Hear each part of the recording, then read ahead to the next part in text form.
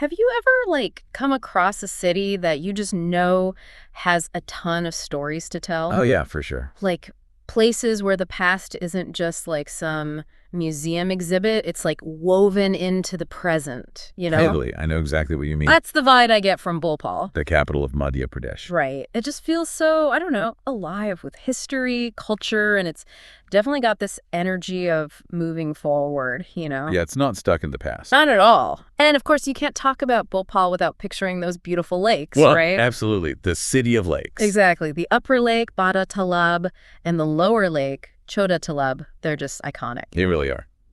So, for this deep dive, we've got a bunch of information about Bhopal. Some really fascinating stuff. And we're going to try to figure out what makes this place so captivating, you know, what makes it tick. I'm excited to dig in. Me too. It's like one of those places that just draws you in, you know? Definitely. So, Bhopal. It's got a history that goes way back, right? Way back. I mean, think about it. Its roots are in the 11th century. Wow, that's incredible. It is. And it's even more interesting when you consider how modern Bhopal was really established by Ghaus Muhammad Khan. Okay, so we're not just talking about like some random ancient settlement. This was intentional. Very intentional. This guy, Dost Muhammad Khan, he was kind of a big deal, right? Oh, yeah. I mean, he essentially laid the groundwork for the Bhopal we know today. The structure, the politics. But what really sets Bhopal apart historically is, well, the Begums. The Begums. So we're talking about this period, like early 19th to 20th century, where Bhopal was ruled by these powerful women. A line of female rulers, which is pretty remarkable when you think about Indian history at that time. Right. It's not exactly the norm. Not at all. And these weren't just figureheads, right? No. They were influential, powerful women. Like Qudsiya Begum. Yes. She was one of the first in this line of Begums. Then you have Sikandar Begum and Shah Jahan Begum. All of them had a huge impact on Bhopal's development. And they were involved in everything, right? Not just like sitting in a palace. Exactly. They shaped the city, they influenced its culture, its urban landscape. I mean, this wasn't just some historical footnote. This was a huge shift. A huge shift. Think about it, 19th century India. This was a patriarchal society. Yeah. And here you have these women ruling effectively for a long period. It makes you think about power dynamics back then. Absolutely. It challenges the typical assumptions about gender and leadership in Indian history. Totally. And the cool thing is you can still see the legacy of the Begums in Bhopal today. Everywhere you look. The architecture, for example. Yeah. Buildings like the Taj-ul-Masajid, Gohar Mahal. They're not just old buildings. They tell the story of this era. Right. Like the Taj-ul-Masajid, it's huge, right? One of the largest mosques in India. And the pink facade is so distinctive. And the Mughal-style architecture. It's stunning. It is. And Gohar Mahal, with its blend of styles, really shows how cosmopolitan Bhopal was under the Begums. Right.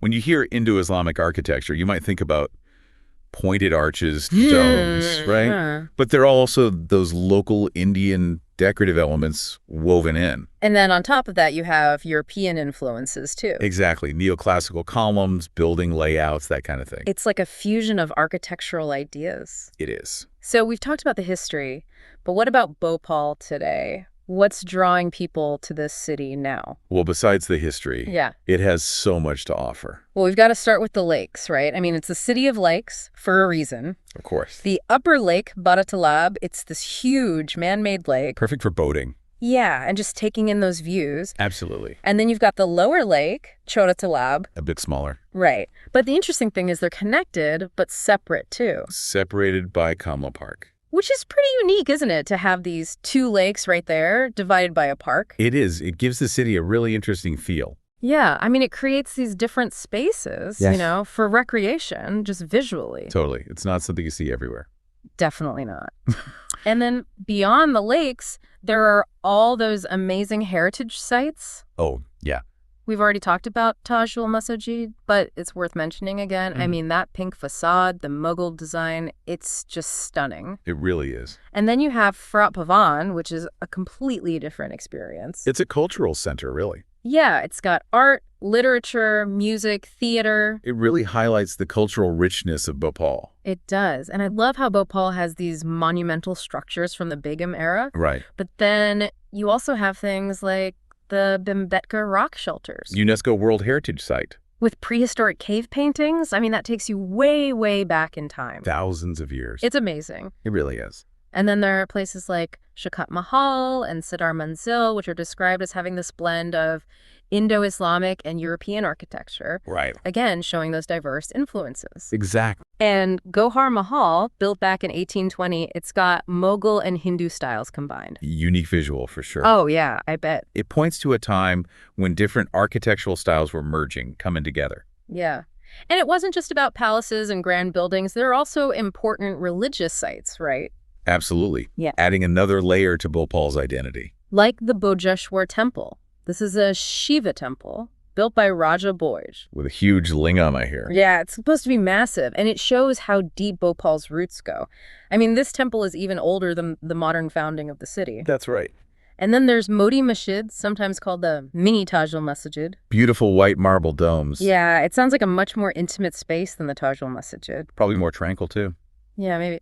So what's clear is that Bhopal isn't defined by just one era or one style of architecture. Right. It's all these different influences woven together. That's what makes it so unique. And that doesn't just apply to the buildings, right? No.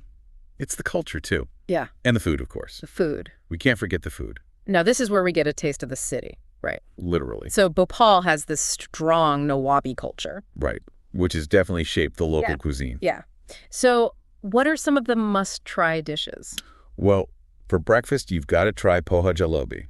Savory and sweet. That sounds like a good start to the day. This is a classic combo. And then you have Bhopali Gosht Korma, A rich mutton dish. Mughlai origins, right? Yeah, so probably lots of fragrant spices and all that. Okay, I'm getting hungry. And if you want something a little different, there's Suleimani chai.